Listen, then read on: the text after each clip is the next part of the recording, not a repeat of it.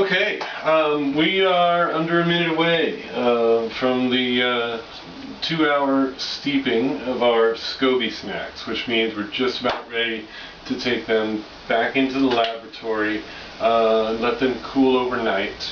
And then tomorrow we'll be learning how to feed the SCOBY and wash the SCOBY, which is the fun part, really, because you get to touch the zooglial mat and interact with that old whippersnapper. I just love it. But at any rate, there we go. Alright, we're done. Off goes the heat. And just a couple other words about the cooling process. You can speed up the cooling process if you cool your tea uncovered, obviously. If you do that, be very careful where you're doing it, because there may be bugs that are attracted to sweet things like sugared tea, and they may want to land inside of it, and you don't want any of that getting in with your SCOBY. For that reason, I always recommend that you cover the tea with something. It might cool a little bit faster if you cover it with a clean cloth, but one way or another, keep it covered so that you can keep the nasties out. It's also possible to accelerate the cooling process if you use filtered water.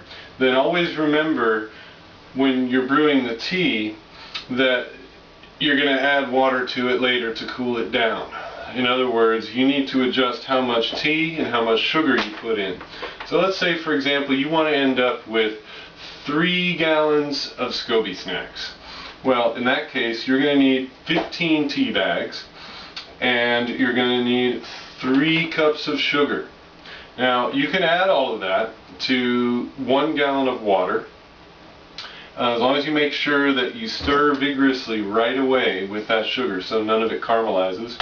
And then later add 2 gallons of filtered water to thin down the tea for your SCOBY. Nothing wrong with that whatsoever. People say patience is a virtue, but I think all of us running out of patience at one time or another. So if you can't let it cool overnight, you can cool it down a little bit faster, as long as you remember to factor in the number of tea bags and the amount of sugar according to your final volume of water. That's it. Let's take this to the lab, and then we'll pick up tomorrow, but of course you'll be right there.